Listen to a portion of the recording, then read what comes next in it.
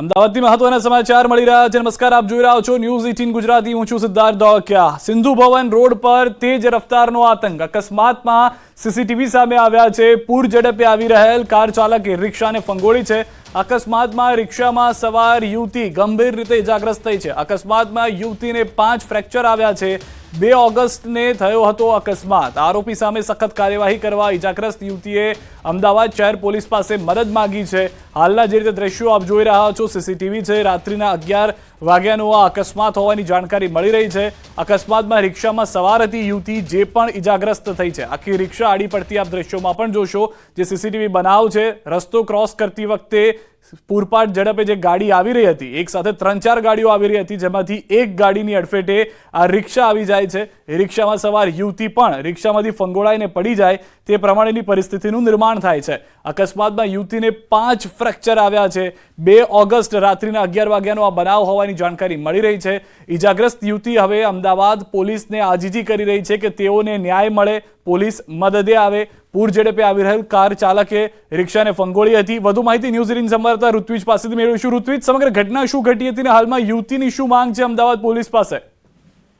સિદ્ધાર્થ, 2 ઓગસ્ટનો આ બનાવ છે કે જ્યારે આ યુવતી છે તે રિક્ષામાં સિંધુ ભવન રોડ પરથી પસાર થઈ રહ્યા હતા। તે દરમિયાન જે કાર ચાલક છે તે કાર ચાલક પૂરપાટ ઝડપે આવ્યો હતો અને જે 4 રસ્તા પર જ આ રિક્ષાને તેણે હવામાં ફંગોળી હતી અને જેમાં જે યુવતી સવાર હતી તે યુવતી ઇજાગ્રસ્ત થઈ હતી। લગભગ તેને 5 જેટલા ફ્રેક્ચર પણ થયા હતા અને હાલ તે સારવાર હેઠળ છે।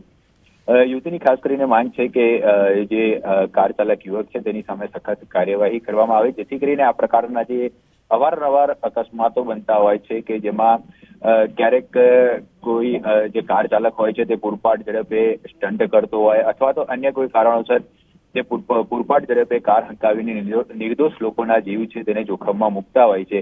તે પ્રકારની ઘટનાઓનું વારંવાર પુનરાવર્તન ન થાય તે માટે તેની સામે સખત કાર્યવાહી કરવા માટેની આ માંગ છે તે યુવતી દ્વારા કરવામાં આવી છે।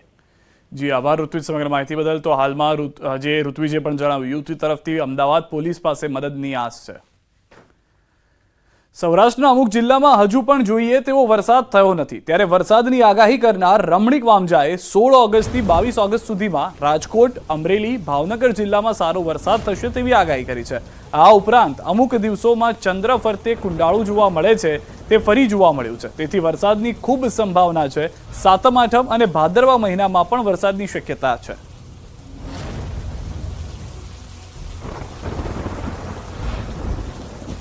ચંદ્રમામાં કુંડાળું હોય એટલે વરસાદ 4 દિવસની 5 દિવસની અંદર અતિ ભારે વરસાદ થાય એવા ઘણા પણ બનાવો હોવાથી એટલે આ કુંડાળની હિસાબે સૌરાષ્ટ્રની અંદર 2 થી 7 ઇંચ વરસાદ થાય। સૌરાષ્ટ્રની અંદર 16 થી 22 દિવસની અંદર। તો આગાહીકારે રક્ષાબંધનમાં પણ વરસાદ થવાની આગાહી કરી છે। આજથી મઘા નક્ષત્ર બેઠું છે અને તેનું વાહન ઘોડો છે, તેને લઈને પણ વરસાદ સારો થશે। ગરમીનું પ્રમાણ વધશે, પવનનું જોર પણ વધશે। હજી પણ વરસાદ, ઘણા વરસાદ થશે।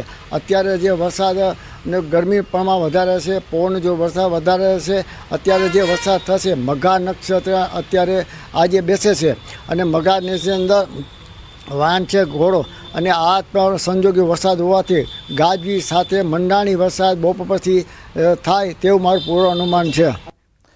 પશ્ચિમ બંગાળમાં તબીબ સાથે બળાત્કાર બાદ હત્યાની ઘટના બાદ અમદાવાદ મેડિકલ એસોસિએશન દ્વારા 1 દિવસીય હડતાલ પર રહેવાનો નિર્ણય કરાયો છે। આવતીકાલે સવારે 6 વાગ્યાથી તબીબોની હડતાલ શરૂ થશે। 18 ઓગસ્ટ સાંજે 6 વાગ્યા સુધી કામથી અળગા રહેશે। તબીબીઓ સવારે એક રેલીનું આયોજન કરશે તો સાંજે જ કેન્ડલ માર્ચ કરશે, જેમાં જુનિયર તબીબોની સાથે સિનિયર તબીબો પણ હાજર રહેશે। એએમએ તબીબોની સુરક્ષાને લઈ સેન્ટ્રલ પ્રોટેક્શન એક્ટ લાવવા માંગ કરી છે। જ્યાં આગળ તમે જાઓ છો તમારા સ્વાસ્થ્યને સારું કરવા માટે અને તબીબો તમારા સ્વાસ્થ્યની રક્ષા કરતા હોય છે, તો જો અમારી જ રક્ષા તમે ના આપી શકતા હો તો પછી અમે 100% તમને નહીં આપી શકીએ। આજે જ્યારે પણ કોઈ તબીબ કામ કરતું હોય અને એને પોતાની જ સુરક્ષાનો ડર હોય તો એ 100% એનું મન તમારા નિદાનમાં કે તમારી ચિકિત્સામાં આપી જ ના શકે। તો એ તબીબને તો નુકસાન છે જ, પણ એની સાથે એ જેટલા પેશન્ટોને જોઈ રહ્યું છે એ પેશન્ટોને પણ નુકસાન છે। એટલે જો આપણે એક સેફ એન્વાયરમેન્ટ, એક સુરક્ષિત વાતાવરણ ના પ્રદાન કરી શકીએ તો આપણે તબીબો પાસે બીજું તમે સમાજ શું એક્સપેક્ટ કરી શકો છો? દરેક ડૉક્ટર્સ જે એલોપેથિક ટ્રીટમેન્ટ કરી રહ્યા છે તેઓ તેમની ઓપીડી અને પ્રોસિજર્સ જેવો કે સર્જિકલ પ્લાન્ટ પ્રોસિજર્સ હોય તેઓથી અળગા રહેશે. દરેક હોસ્પિટલમાં ઇમરજન્સી સેવાઓ ચાલુ રહેશે. સાથે સાથે અમે કાલે ડૉક્ટરો આની સાથે અગાઉના અમારા કાર્યક્રમો પ્રમાણે સવારે એક રેલીનું આયોજન કરેલું છે. વોક જે અમે ગાંધીજીના સ્ટેચ્યુ સુધી જઈશું અમદાવાદ મેડિકલ એસોસિએશનથી શરૂ કરીને લગભગ 500થી 700 ડૉક્ટરો તેમાં જોડાશે. અને સાંજે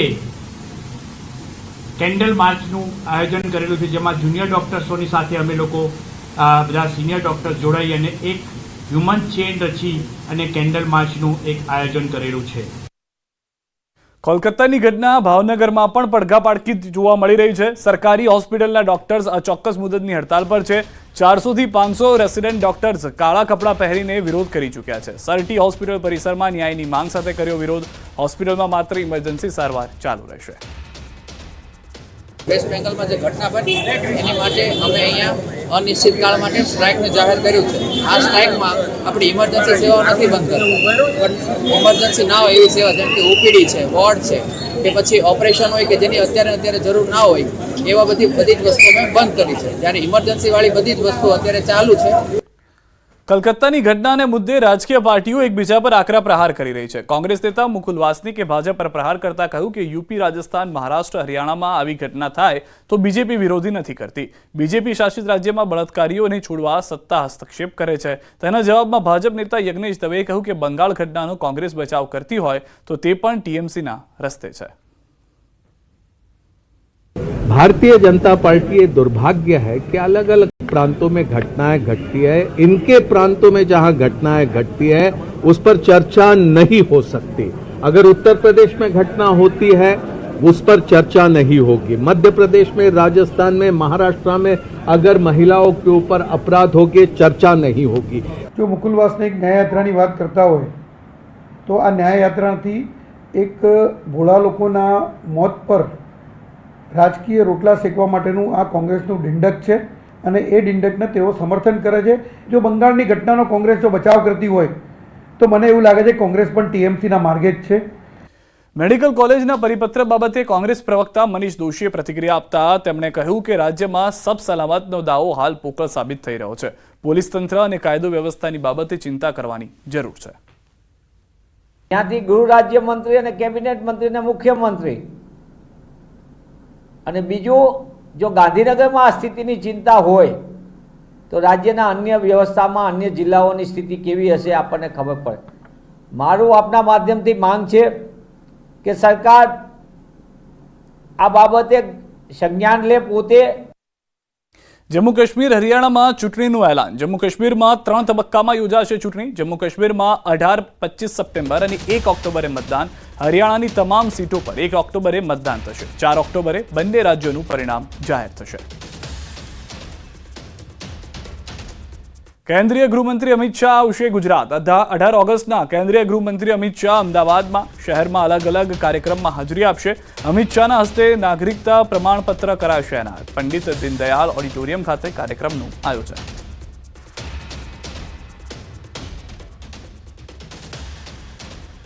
ગુજરાત વિધાનસભાના ચોમાસુ સત્રમાં સરકાર 5 વિધેયકો લાવશે. આગામી 21 થી 23 ઓગસ્ટ સુધી વિધાનસભાનું ચોમાસુ સત્ર યોજાવા જઈ રહ્યું છે.